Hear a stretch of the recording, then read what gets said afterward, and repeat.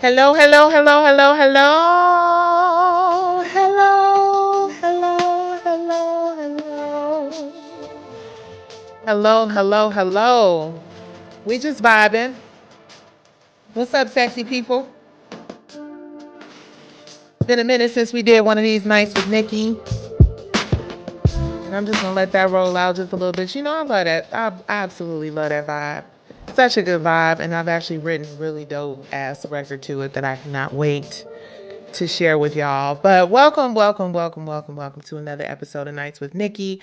If you are watching on Instagram, hello Instagram, I see you guys. If you're watching me on YouTube, hello YouTube, I see y'all. If you're watching me on Facebook or any other platform, thank you for jumping in here and joining in on the conversation. Y'all, it's been a minute. It's been a hot second since I've been able to jump on here and have one of these lives with y'all, but I see that my name and my opinion is all over these Instagram streets and YouTube streets. Shout out to my brother High ATL. I did an interview with him. Wow, this one came actually quick because I got a couple of them coming. But I did an interview with my brother High.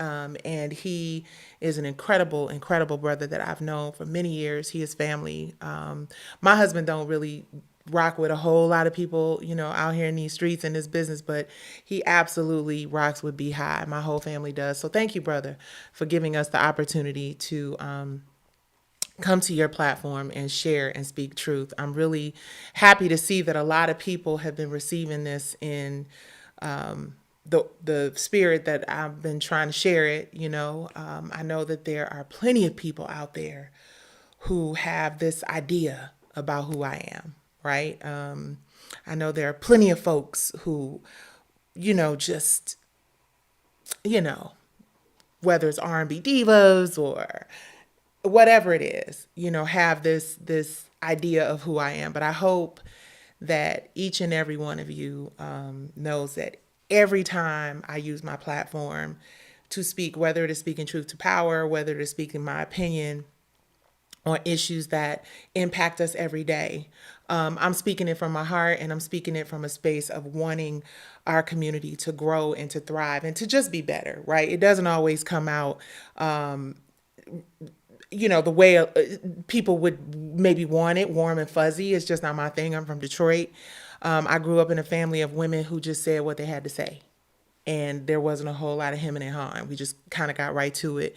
And I think we've kind of gotten away from that spirit of our elders and those who have sort of been there and done that, having the ability to just say what they feel they need to say for the benefit of future generations and, you know, our youth. But I'm one of those people, you know, and I hope that people can receive it from a place of love and kindness and wanting the industry. I'm sorry, not just the industry, wanting the community to thrive and to do better. So tonight we're going to get into it. We're going to unpack a couple of cool and not so cool things that are happening in the entertainment industry. Some of the cool things that are happening, let's get into that. First, shout out to our brother Ryan Coogler, the writer and direct. Well, I'm sure there are other people who wrote as well, but the man who brought us the movie Sinners. It has gone on to become one of the highest grossing films of all time. So really, really dope to see that our brother Ryan Coogler is out here making really big moves and changing the trajectory of Black creatives in Hollywood. Right now, I think we're at a place where people can honestly look at the numbers and look at the end result and say, they've known for years how viable we are at the box office and how viable we are in the music industry and television and film. But hopefully, this coming from the man who brought us Wakanda Forever and all these other amazing projects and just grossing. He may be one of the highest grossing directors in the industry right now. So big shout out to our brother Ryan Coogler. Big shout out to our brother Ryan Coogler. I see you, Doshan. What's up? If you're joining me on YouTube or Facebook, please make sure you hit that like button. Hitting the like button is how we know, we let the algorithm know that you're interested in this conversation. Listen, you guys, I say all the time, the UDA, the owners of the algorithm, they ain't really fucking with your girl.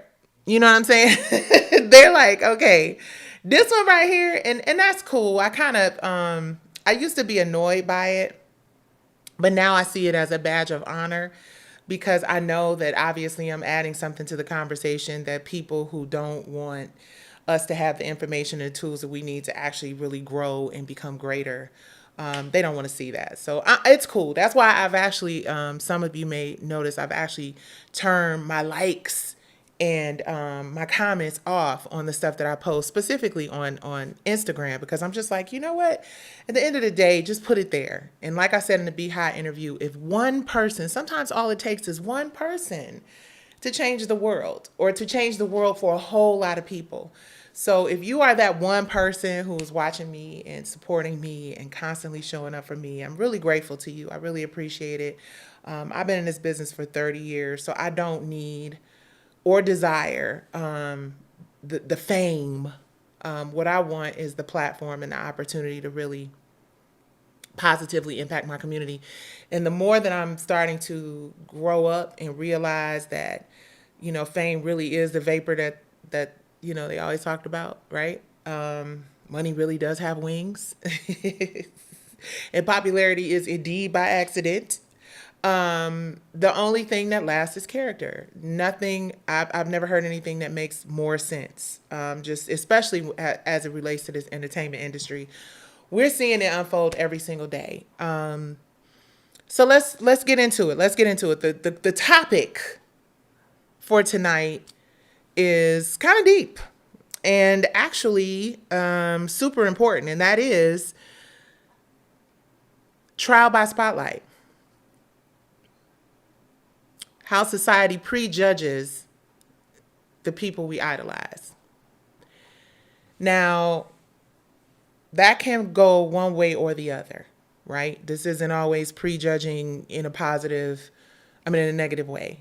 Sometimes we put too much, we deify and give too much credit to certain people that we deem worthy of it because of how much money they got, how popular they are, how they dress, what they look like, the usual shallow shit that our community engages in on a regular basis. And it's really funny because I was having this conversation with some relatives of mine, and we were talking about the Diddy thing, and I think the Smokey thing was happening at the time, and we had just found out about the Tory Lanez thing, which I'm definitely going to get into. And it's funny because they were just like, wow. It's like, I see why you were a little reluctant to sort of just like put everybody on or put us in all of these rooms or really,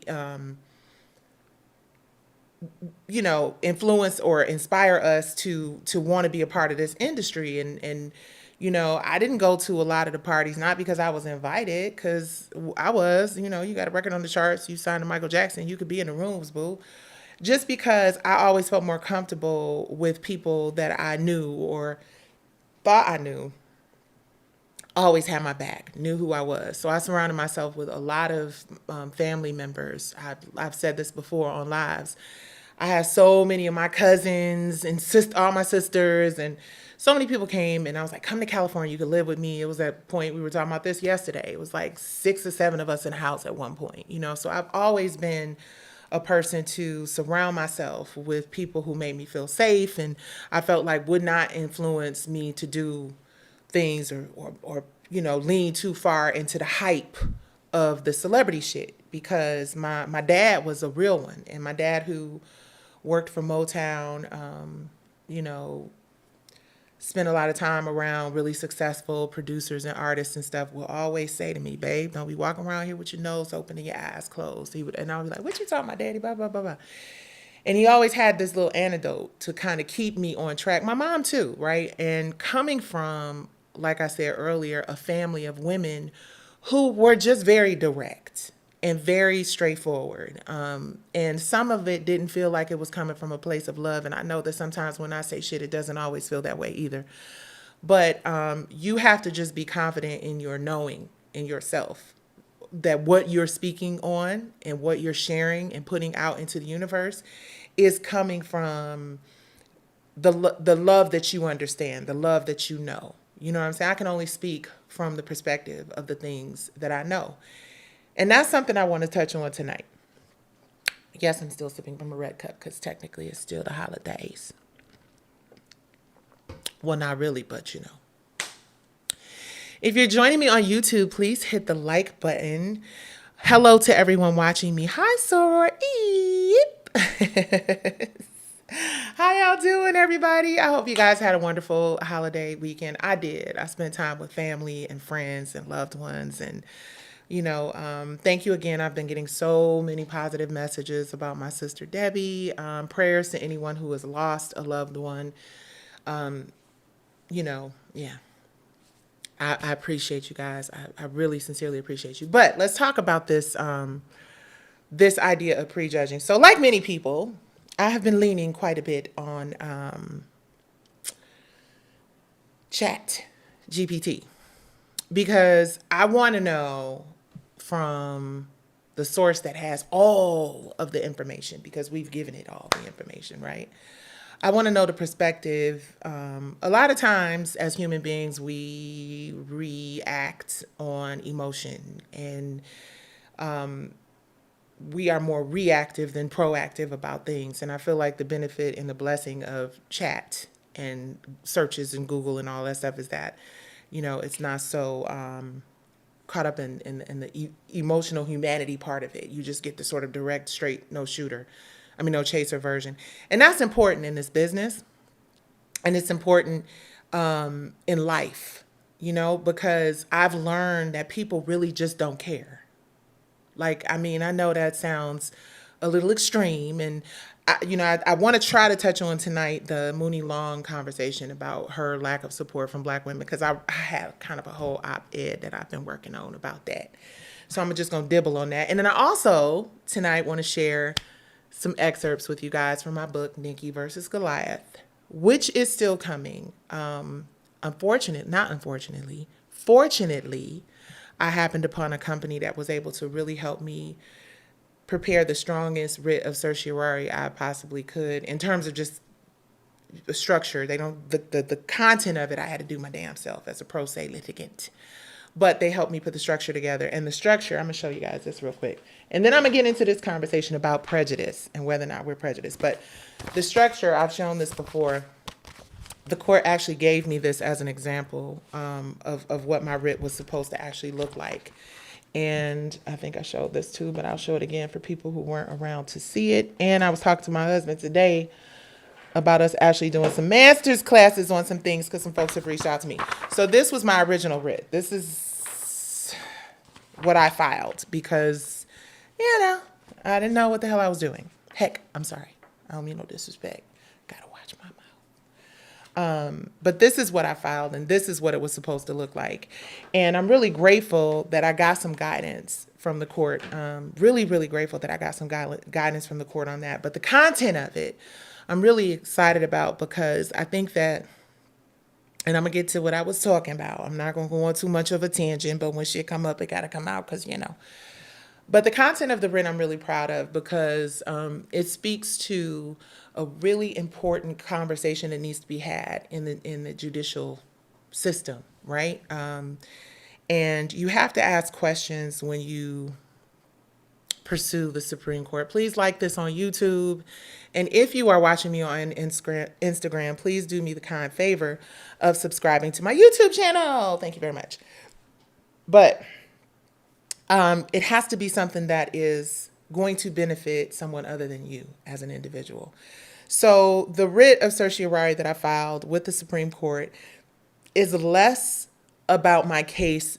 Well, I mean, it's all about my case with P-Valley. But in terms of what I am arguing, in terms of fairness and the split that is currently happening, there has to be a split in the courts, in the circuits, I'm sorry, as it relates to, you know, certain arguments, right? And I don't want to inundate y'all with too much legalese and all that stuff because I'm just learning my damn self. But it is very, very important that you guys, when this is on the docket, because I'm hoping and praying that it will be on the docket this week.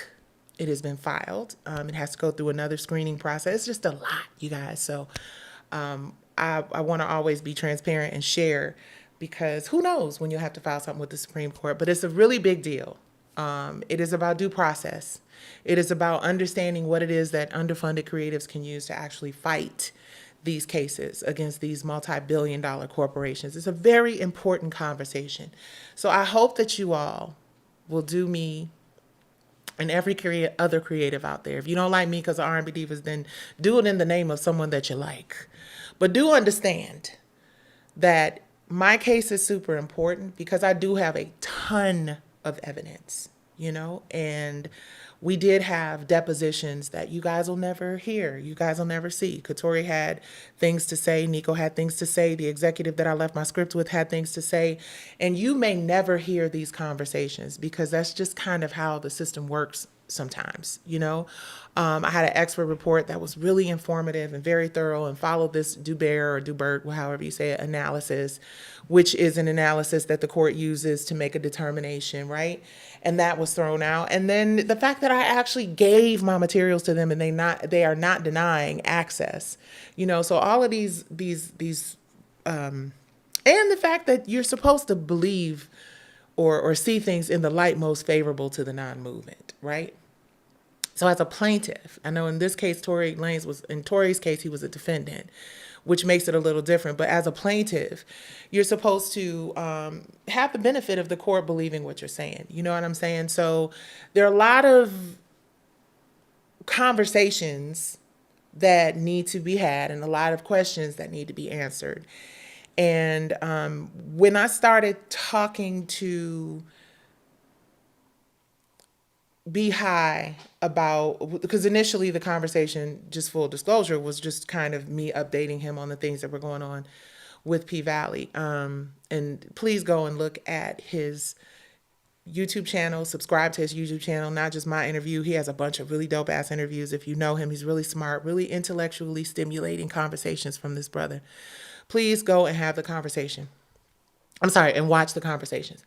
But the question came up with Be High about Tory Lanez. And it's interesting because I had said to my husband when I found out that he had been attacked in prison, I said, wow, I hate that for him and I hate that for his family.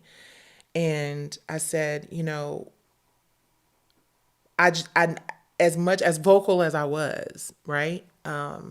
In December, I think of 22 or something, and taking plaques off the wall, just, dramatic gestures of, I stand with Meg. And I still stand with women. I still stand with women against, come on, Kato, chill out. I still stand with women against any form of domestic violence. It's just not okay. And I stand with Meg. I think what happened to her was absolutely terrible. And I think that it is important that we get to the bottom of what really happened. And if it is how it's been said to be, then so be it. You know what I mean? But I didn't need to add my unsolicited opinion to the situation because here's the big part of it, guys. I wasn't there. I wasn't there. I don't know what happened. Anybody was there? You want to drop in and share?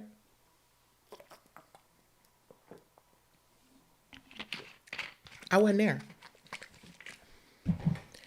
So then you say, I mean, you wasn't there, but the court papers say, and I read the court papers and they say,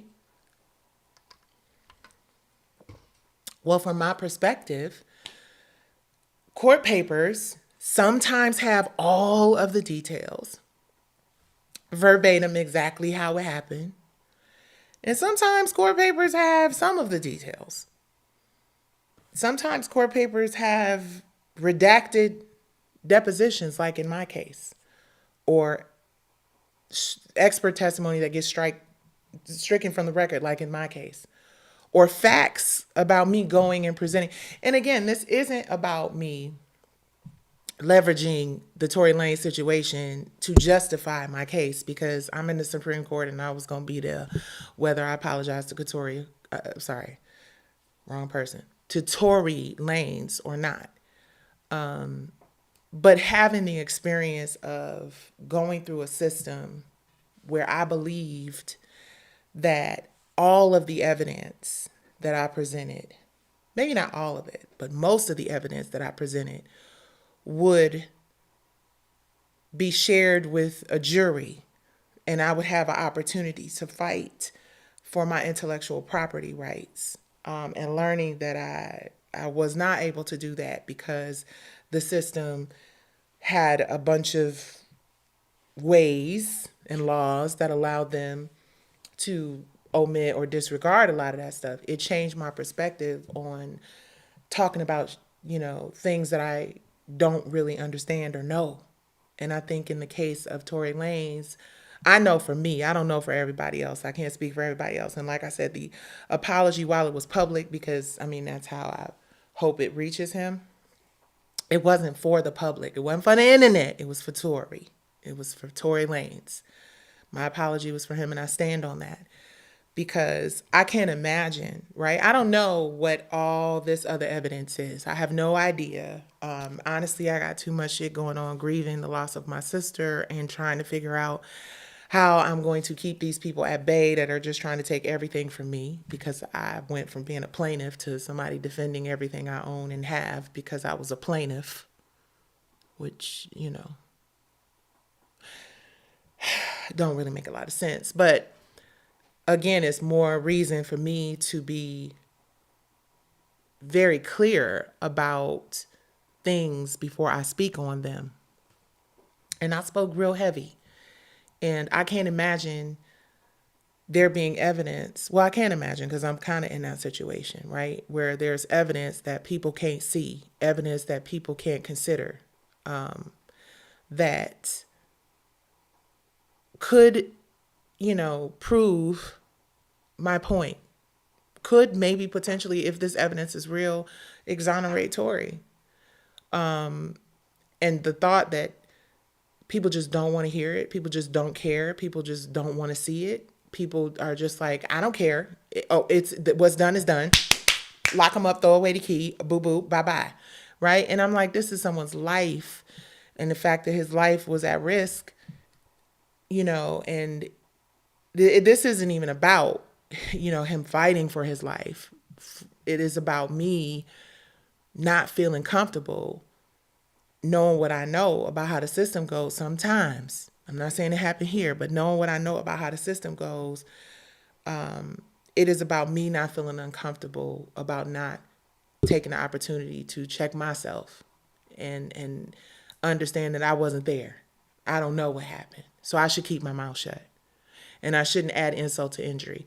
I could still amplify the voices of women and girls and stand with women against violence of any kind without prejudging somebody else, right? Something I see, something I've witnessed, something I've seen a tape of, something I was on a jury to see all the evidence for is a different conversation. Then I can say something. But I was harboring some feelings about some other shit, feelings about Black women being unprotected, and I talked about something I wasn't really clear on. I hadn't even pulled the pacer, right? I get frustrated when people got shit to say about my case, and I'm like, have you pulled the pacer? Have you read the case? Do you know what is, you know what I'm saying? So we cherry pick when we want to support judicial reform and when we want to admit that our system is sometimes flawed. And we do that based on stereotypes, and we do that based on preconceived notions. And I know a lot of people don't want to hear this, and it may not land well with some of y'all, but there is a such thing as prejudging. So anyway, back to what I was talking about with the chat. So I asked the chat, what does it mean to prejudge? And the response is to prejudge, which many of you may already know. And if you do, bear with me, because some of us need a refresher. Okay. So to prejudge means to form an opinion or make a decision about someone or something before having all the facts or giving it fair consideration. It often involves assumptions, stereotypes, or biases, and usually happens without direct experience or full understanding. That's how I felt. In essence, prejudging is deciding in advance based on limited information, emotion, or hearsay rather than an objective evidence. Assuming someone is guilty just because of how they look or where they're from is a form, or because they was on R&B Divas, is a form of prejudging. Now, here's the thing that's not going to land well with y'all. Prejudging, according to the computer who knows all, sees all, and hears all, is closely tied to the concept of prejudice, which literally means to judge before. So let's talk about prejudice within the Black community. And let's talk about trial by spotlight, which is the topic for tonight's Nights with Nikki conversation. Please, if you're watching me on YouTube, hit the like button. And if you are watching me on Instagram, go over to YouTube and join and become a part of our community, because the Uda don't like me on Instagram. They be shadow banning enough.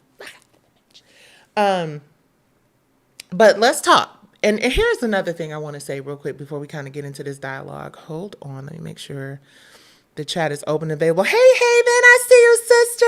That's my sister.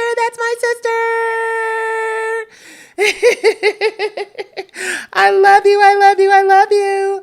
Hey, D Flick, blessings and loves to you. You always have my support with the Supreme Court. Okay, let's talk about this. Maya says, Tory did it and is a menace. Apologize for what? Okay. Maya, I got you out here, sis, if you're still here. And it's not to put you on Front Street. It's just because here's the thing. I like for us to be able to have stimulating intellectual conversation. And how boring is it to have a conversation with people who just gonna agree with shit just because it's popular, right? You guys, I did hold on, let me find this. Let me find this here tweet. I had a tweet about this, and I'm going to share it with you guys. And I actually put it on my IG as well. I think it's on my Instagram. Hold on. It's on the gram. Let me find it. Okay. Selective outrage is not justice. The system isn't broken the system isn't broken only when it fails your favorites. Cherry picking principles for popularity is an impact. It is hypocrisy. Due process isn't a privilege. It's a constitutional right. Expert and eyewitness testimony and sworn depositions matter. And no one should lose life, liberty, property, no one should lose life, liberty, or property without fair legal process. Okay. So, Maya, I felt the same way you felt. So that is the reason why I can have this conversation and not be in the judgment zone. And this is what I want us to really consider, right? Because I am saying that now that new evidence has come up, it should be presented and Tory should get a fair trial, right? With all of the evidence presented. Does not mean that I wish Meg the Stallion ill will. So that tired ass, somebody was like, oh, you mad at Meg because she was on P-Valley. No, get your bag, sis. Get your bag. Anybody on that show, get your bag because you did the work. Get the bag. I don't hate like that. I don't know where people get this I be hating from, people shit from. Because I'm the most get a job person that you probably will ever meet. Need I account the number of people whose lives have been changed financially, emotionally, spiritually, in all sorts of positively ways because I shared the wealth and the knowledge and the ideas and the platform and created shit for people to actually win from, right? I'm just not a bitch that's running around here trying to like have people lose. So I want to see Meg win. And honestly, I want to see Tory win. And I want to see our community get to a place where we understand that there's a lot that comes along with being a celebrity, right? It's more than a meme. There's a human cost connected to assumptions about celebrities. Okay? Like I know that we want to run around here believing everything that we read on this here internet. But it goes beyond the meme. There is an actual human cost associated with the assumptions made about celebrities. People's lives are changed forever. And sometimes, for those who are not big backs like yours truly and can handle it with broad shoulders and whatnot, some people can't handle the pressure. And it pushes them to lean into substances and, Some people even, even more serious things. Look at Robin Williams. Look at so there is a real actual human cost to celebrity and assumption and innuendo and gossip and bullshit. And it's so many of us just so caught up in just knowing some shit that we were not actually there to see. Was you there quick? Was you there quick? No, you weren't there. And just because you have been fed a narrative based on a powerful machine that can feed you anything. I mean, I wore my Thriller shirt tonight because my former boss, Michael Jackson, was another celebrity who everybody just knew he did this. Oh no, he did it for sure. They said the kid, and this with this person, and this with that person, and this. And listen, I'm not saying that every time a high profile celebrity is accused of doing something that there is a witch hunt or like they trying to tear down the black man. I'm not saying that because a lot of, celebrities do tend to abuse their positions, right? And get caught up in the hype of it all, right? But I'm saying when you have a situation where you don't know all the facts as a community of people, when we wasn't there, we don't know. And you know that our legal system is flawed sometimes. And there are people who get exonerated after many, many years after serving. Imagine you serving 20, 30 years in prison for some shit you didn't do. And then everybody all of a sudden realize, oh, the evidence proves that. And people being like, so, oh, well, you still there. Imagine what that feels like. I'm not saying that is what has happened here. What I am saying is, I don't know that Tory is a menace. I know him. I've spent time with him. Honestly, if I'm just being completely 100 with y'all, and this may not land well with a lot of people either, but I'm 55, so you know what that means. I never had him pegged as someone that I needed to feel unsafe around, right? I spent time with him in the studio. I spent time talking to him, learning his life story. I spent time, and honestly, if I'm just really, really real and I take away the knowledge that I obtained from the headlines, because that's all that shit really was. It was me obtaining knowledge and information from the headlines and not knowing the whole story. That just got me riled up and got me in this space of protect black women and how dare you. And then there was a little bit of a tinge of I still don't feel like the business was handled properly on the Say It record, but that ain't got shit to do with what happened with him and Meg. And that has nothing to do with the fact that this man is fighting for his life. And there is maybe potentially some evidence out there that could help us have a better understanding and a clearer picture of what happened. And let me just say this, another thing real quick. So listen, I'm on YouTube, so I'm not trying to disrespect nobody on YouTube, right? And I'm happy to see that a lot like that Pam, the law intellect, and I think Ticket TV is somebody I've been watching it. And even people get the paperwork and people read the paperwork and people go to the trial and they sit and they do the transcripts and they get the information. But you are also getting information that ultimately a jury is going to make a decision on.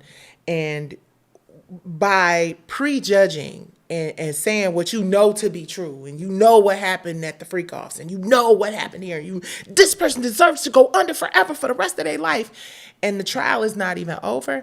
That's a weird energy for me. Not any disrespect, because people got to get their bag, but I also understand that energy is connected to the bag. I understand that we need clickbait. I understand that we need to make sure that people are logging on to get the gossip because they want to escape, the realities of the, hard knock life that most of us live. But when you're guilty before being proven innocent, right, it becomes a double standard. And it happens a lot of times with famous people because you don't like someone. You don't like somebody's lifestyle. You don't like the way somebody says something to you. You don't like how, because you don't like someone, you want to believe that all of these terrible things that people say about them are true. And I just think as a community, we do that a lot. And people wanting to divide and conquer us as a collective know that there are certain salacious headlines that will drive the community to just go in and let have without knowing all the facts. And I just don't ever want to be a part of that group. You know, I do kind of isolate myself from groupthink a lot. I will say that I'm someone who thinks outside of the box, which creates, a lot of times, an opinion and an idea about who I am. And that's okay because everybody's not supposed to know who I really am and what my, perspective on everything is. I can accept that. But I think the other side of it is I have to be honest and real when I say that we've bought into this idea of celebrity and we've fallen in love with people based on roles that they play in movies, based on raps that they write, based on their swag, based on the way they vacation, you know, based on how well they read the out of a bitch. We get so enamored and we deify these people and we put them on this pedestal. And when we do that, we breed more of that energy and more of that type of celebrity. And what I find interesting in most of these cases, even Bill Cosby, R. Kelly, you know, what I've heard about the Diddy thing, I haven't really been consuming a lot of the Diddy stuff because I just really empathize with his family and his kids. And I just, it disturbs my spirit for a lot of reasons. But what I do know is that drugs and alcohol, excessive drugs and excessive consumption of alcohol and sex, hypersexualization, and this fake ass fucking world that we live in where, people believe that you so fly because you got a bunch of shit. You know what I'm saying? Like, I know that has really destroyed a lot of careers, whether it is a person becoming addicted to the drugs and that happening, a person becoming addicted to sex and crazy shit and that, and, liquor and whatever. And what I discover when I'm looking at some of these testimonies from people and, I didn't even follow the Tory Lanez thing, but I had a lot to say about it, which is part of the reason why I apologize.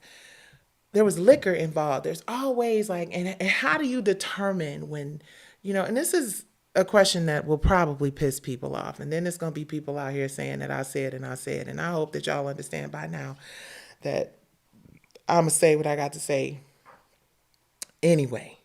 You know what I'm saying? I'm going to say what I got to say irregardless. Don't y'all hate that word. I'm going to say what I got to say irregardless. Let me shout out some people. I feel you. I look at patterns. He has attacked multiple people. We saw one of the videos of August. Tory denied as well.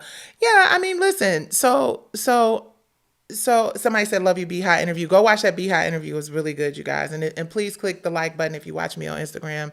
Then go over to YouTube and hit like. And hello to my people on Facebook.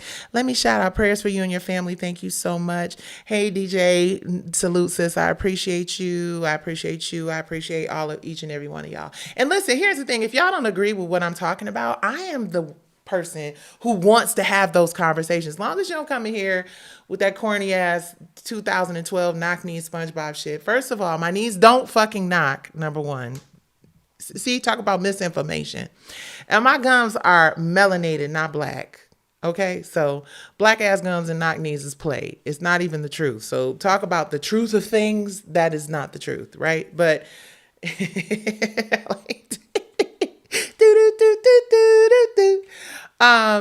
but I welcome varying opinions. I'm not somebody who needs people to agree with me all the time. I think we have been so consumed with getting people's approval for stuff and feeling like, oh, that's the team, getting people's opinions for things and feeling like, that validation makes us better than somebody. No, baby, we all out here trying to make it. We are all out here trying to be the best that we can possibly be in our respective areas of life. So treat everybody with equal amount of respect. But let me say, I just want us as a community to get into the habit of giving each other more grace, because we are the tools that the incompetent use to destroy one another. And there's so much more power in unity. And my apology to Tory Lanez. Hey, I see my manager. Oops, I'm sorry, y'all, making a loud noise. Hold on, let me post my manager's comments. Hello, I see you. He said you are a winner. I will take that. Thank you very much. Best manager ever. You guys, on a side note, let me plug this real quick while I have y'all on my live. Brownstone will be performing at the Capitol Jazz Festival, which we're really excited about. We got a couple really good ones. We're going to be in Cleveland and we're going to be in Detroit at the Aretha Franklin. So make sure you guys go to brownstoneofficial.com and get your tickets. We are in rehearsal. We are performing live with a band, which is like my favorite thing to do. I mean, my favorite thing to do is just go out there and have fun with y'all, but it's really extra special when we do it with a band. Y'all, if you're watching me on Instagram, I'm sorry that the screen is kind of doing this, so you don't get a chance to see all the comments and stuff that I'm posting. But thank you so much. I appreciate you. Best in the business. Okay, listen, said we're looking for new management. They're the best in the business. Stop playing. Don't play with it. Don't play with it. Don't play with it. Let me give you guys an update. There's my sister. That's my sister. That's my sister. Let me give you guys an update because I just kind of went into talking about the Tory Lanez thing. But let me give you guys the most recent update on what's going on with him. And this is per my friend, the chat. As of May 2025, Tory Lanez, real name Daystar Peterson. And it's interesting because he told me, we sat down and had a conversation as we were writing for his record. Because after the Say It thing, we worked together creatively on some stuff. And that's why y'all should know what I'm saying is really real, because it was very public all over the place. And I'm like, I stand with Meg. And now for me to retract that statement because I did not have all the information, and nobody needed my additional input in taking plaques off the wall. But I already said that. Anyway, he told me about how he was named Daystar, and it's a really beautiful story.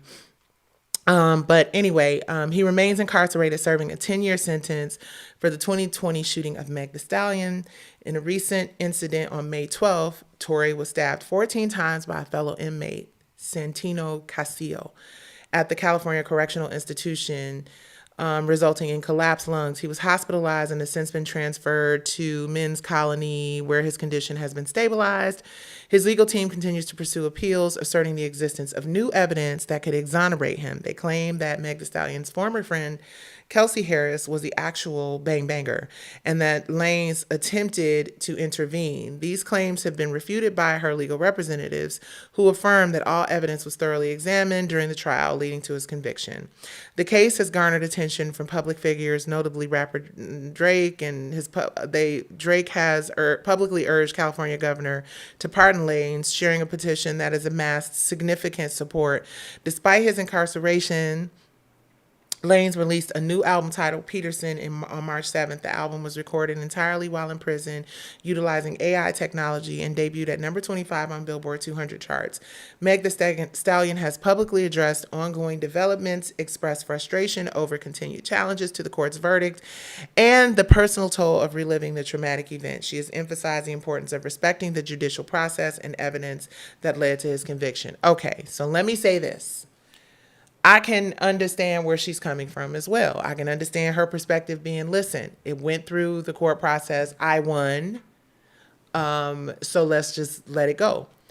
I'm sure Katori Hall would have that same perspective, right? I mean, no shade and no disrespect, but based on the legal system, I'm sure Katori Hall would be on social media saying if, she felt froggish enough to leap into it, that, she lost. She lost at the district level. She lost at the appeals level. It's over. I won. I'm sick of this. It's driving me crazy. Being somebody who's like, well, you won, but all my evidence wasn't presented. You won, but my expert report was thrown out. You won, but we never went to trial. It's no different for me. So for me to not apologize for talking about something that I wasn't there to have firsthand knowledge of. I owe Tori an apology for that. And I stand on that. Period. Everybody else who was there, all the 569,000 people who know for sure he did it, more power to you. You were there. I wasn't. And I learned my lesson, which is to keep your mouth shut when you don't know what you're talking about. And don't just assume that just because someone wins in court, that all the facts were laid out and all the evidence was laid out. Period. And I'm saying that for my own personal, I was there experience for myself. I'm not saying it happened here. It's for me. If you're watching me on YouTube, please hit the like button. Please hit the like button. So, prejudging celebrities and, there are a lot of risk involved in that, right? Celebrities are often tried in the court of public opinion before they ever step into a courtroom.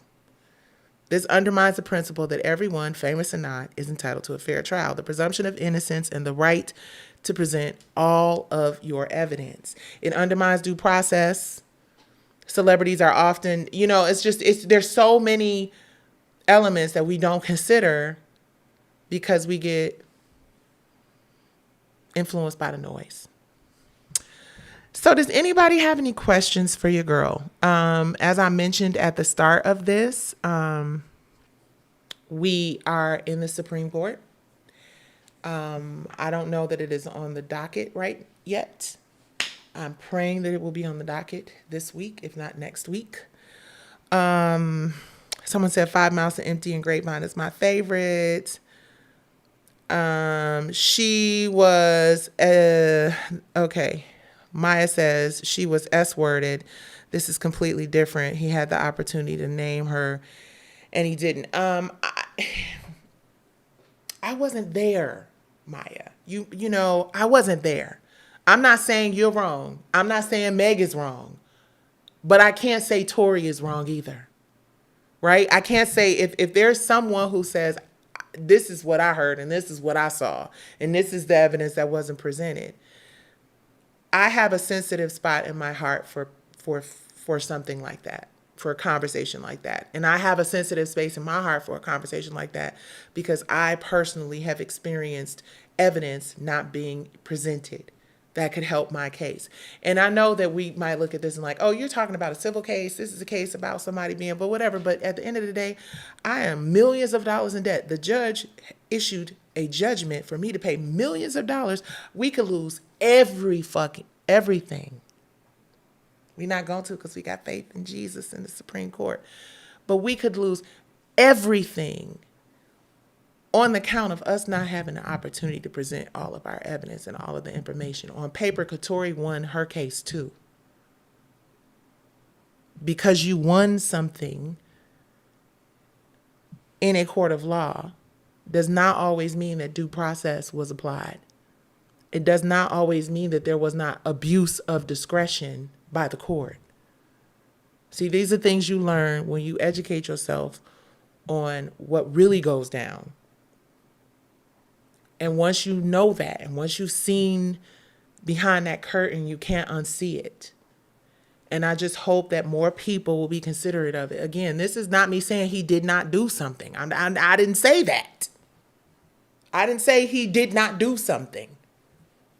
What I said was, I apologize for what I did and for what I said.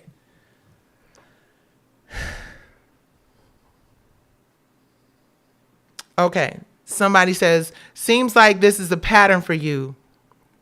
I'm sorry, let me read this again. Seems like this is a pattern for you. Say something that goes against the grain and get on this chitlin circuit YouTube show with your mouth running 5 miles to empty. Come on, B Woods 968. Yes, this is a pattern for me. Get on here bumping these black gums and these knock knees on my YouTube channel that you're watching. I hope you liked and subscribed. I really hope you do. That's what we do. That's what we do now. We get on our YouTube channels with our red cups and our red lips. and we have an opinion and we share it. And some people get it. B Woods 968. And some people don't. But as long as you hit the like and the subscribe button, or just have commentary that keeps us in the algorithm, you're doing what you're supposed to do. Messy commentary and all. So I'm going to let you live there since you want a little spotlight and explain some more of the severe, because, you know, we do have educational, informative conversation on this motherfucker too. B Woods 968. Come on, showtime. You got the stage. You wanted it. Prejudging often reflects society's deeper biases: race, gender, class, or appearance. Celebrities of color, especially black men and women, are frequently judged. You hear me, B Woods? Frequently judged more harshly, and media narratives can fuel harmful stereotypes. False accusations or exaggerated assumptions can cause severe emotional distress, career damage, and even long-term mental health consequences for the celebrity, especially if they're already navigating trauma or isolation. It cancels accountability or empathy. When people prejudice, they either prematurely cancel someone without facts or defend them blindly due to favoritism. Both extremes prevent real accountability, meaningful conversations, and healing for all involved. That means you too, B Woods 968. Fixating on one celebrity narrative often distracts from the systemic problems that need addressing, like flaws in the justice system, media manipulation, or the lack of mental health support in the entertainment industry. See, we talk about important things here too. Now I'm going to go on ahead and take you off the stage. Because, yeah, I get on my Chitlin Circuit YouTube channel and speak truth to power. Right? Now you going over to Be High and get that real master's class over there. Where we probably, you know, thank God that that's moving. And, you know, it's interesting because I've learned that you just can't take any of it too seriously, right? Because, come on, there's so many bots and trolls and people who work for major corporations where they hire the bot firms to blow up your page with a bunch of negative shit. You know what I'm saying? And people who come on and have all of these really terrible things to say about you. And even people who come on and kind of gas you up and say a lot of extra positive things. You can't believe any of it just because it is a distraction from, I think, what the purpose of most creatives that are put here on this earth are put here to do, which is entertain people, but also tell stories and share information through our art and our gifts that hopefully, my dog is going off, that will hopefully inspire our community to have some kind of positive movement, right? You know, one of the reasons why I laugh at clowns and trolls and folks who have negative shit to say is because, you know, we all need comic relief here and there, right? And if you're going to stick your neck out there and be a clown, then we should all laugh. But also because it is a reminder not to get too geeked up about the support and the cheering section, and not to be too distracted by, you know, the accolades and the awards and the applause, and to do things for a cause, to do things that benefit your community. And I don't always do it right. I don't always say it right. I suck my teeth too much. You know, I got black gums. You know, I say what the hell I got to say. And I really could care less about what mean people have to say. I really don't care. You know, people be like, I don't care. Oh my God, what they said. No, I really don't care. I have lost so much real shit in my life that this fake shit out here in the internet and these bots and all this, there's nothing. I don't care. Because it's fake. It's not real. And What's real is fighting for due process. What is real is, fighting for intellectual property rights for creatives. What is real is knowing that your fight is going to piss off a lot of people. Knowing that your fight is going to make a lot of people angry and uncomfortable and bitter and not giving a fuck. Because what's more important than somebody stroking your ego and making you feel good about your outfit or your 500,000 likes from people who ain't going to really support your album sales? Or come on, all these people that get all these 500,000 likes and if we're judging on the likes, it should be a bunch of tens of millions of heirs of billionaires out in this mug. And I'm not saying that people watching you and viewing your content and supporting what you do does not benefit you, because we all want the platform to reach as many people as possible, to impact as many people as possible.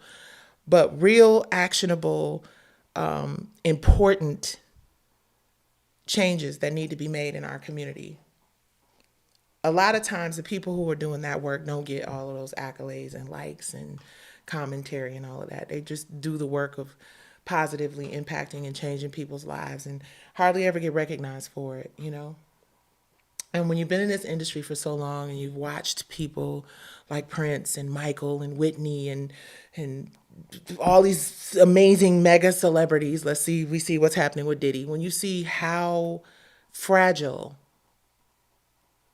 celebrities really are, when you see how terrible this industry really is, when you see how toxic and destructive it has been to our community, when you know that if we had only paid attention and listened to see Dolores Tucker and taken her seriously and really considered the impact of the music and the sex and the drugs and the ego, if we really taken that seriously,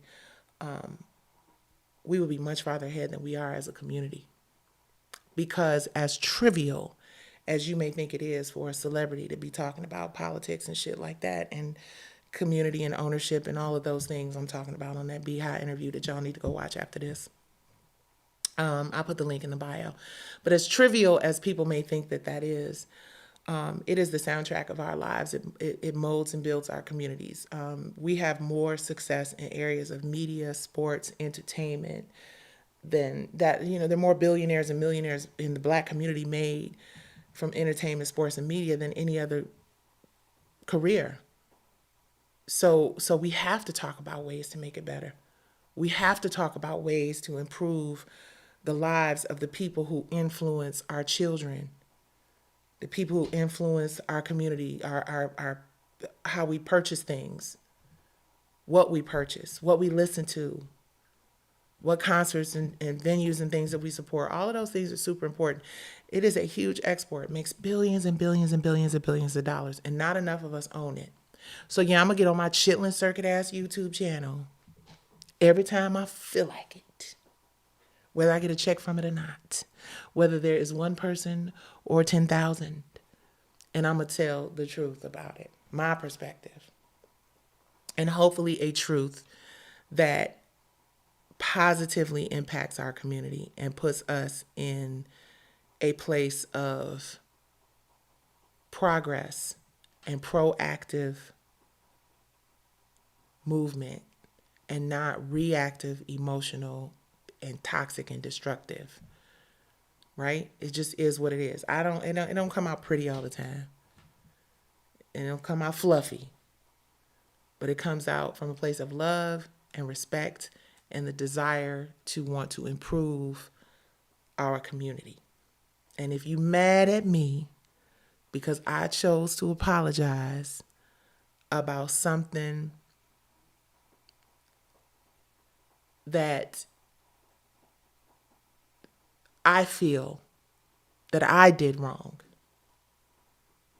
something that came out of my mouth that I feel I shouldn't have said, and I felt the need to apologize for. If you're mad about that, then go talk to somebody about it.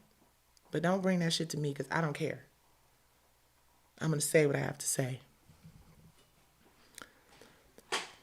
I'm going to say what I have to say. It absolutely Chike. Like Erica Badu says, you think you live in sweet until they fuck around and push delete. Money and fame doesn't make you invulnerable, and it does not. And on that note, that's a really great note to I kept it under an hour to wrap this up on. I'm always going to share my perspective. This is Auntie Nikki, Nights with Nikki, and I love it's therapeutic for me. So for those of you who watch from the right place, which is getting and the knowledge and information and picking from it what you can use and throwing the rest of it away, because Lord knows my long-winded ass gives you plenty of content to take a little bit here and throw the rest away. But if you get anything from this, please receive that it is coming from a place of the desire to move us forward in a positive direction. See, I grew up in this industry when fame was connected to talent, and talent required development and media training and the knowledge that you are representing a community of elite. And by elite, I mean your talent, your ability as an artist is top tier. And you have to conduct yourself in a way that represents how special you are, because God gave you a gift that reaches millions of people. And to protect the legacy that our ancestors worked so hard to establish and to maintain until the day they died. And now fame is just about numbers. And I remember when it started turning into this. And I remember how concerned I was that it would become exactly what it is. But I didn't want to come off like C. Dolores Tucker judging the youth, right? But in sports, in business, in other cultures, respect for the ancestors and the game and the uniformity of it. Like there's certain rules, and I said it when Whitney Houston died. The same way they test athletes, you can't just be running around here just, you know what I'm saying? You just can't be running out here wilding out as an athlete, because you are representing a very elite group of people, a gifted group of people. You're representing a lot of money on the table. And for some reason, the entertainment industry doesn't have the same set of standards, and it is proven to be detrimental at every level. So I hope that people start to welcome the wisdom of those of us who have been around for 30 years. I didn't just get here yesterday. I know many of you just met me through R&B Divas, but I've been in this industry doing this shit for a very long time. Longer than most of you have been adults. And not most, maybe longer than many of you have been adults. But I pride myself in being a decent human being and sharing real, honest, intellectually honest conversations about how things can get better. So, like I said, my apology to Tory Lane still stands, and if it pisses you off, oh, so be it. And if you think that because I am apologizing to him for some shit that I said that I all of a sudden don't stand with women, then do whatever you need to do to make yourself feel better about not supporting me. But I stand with women. I stand with Meg. I apologize to Tory. And I'm in the Supreme Court of the United States of America fighting for all creatives to have an opportunity to have due process with my silly braids and everything. So, yeah. Does anyone have any questions or commentary? Does anybody have any slick shit to say because they don't like me from R&B Divas? And if not, then I'm going to go on ahead and let y'all go on ahead and get yourself some rest. What time is it? It is 11:30. I have not been following the Diddy trial. Like I said, I'm going to reserve that because it's a lot. But I hope that you guys do come in. Yeah. I hope that you guys do go to supremecourt.gov when this writ is on the docket, which, like I said, I hope is this week, maybe next week at the latest, and read it because it's important. Okay? Very, very important. All right. I love you guys. Thank y'all so much. And the Cash App, which has been in the chat, is fight number 4 worth. And please make sure you hit the like and subscribe and the share button. Okay. God bless everyone and have a great evening. Peace.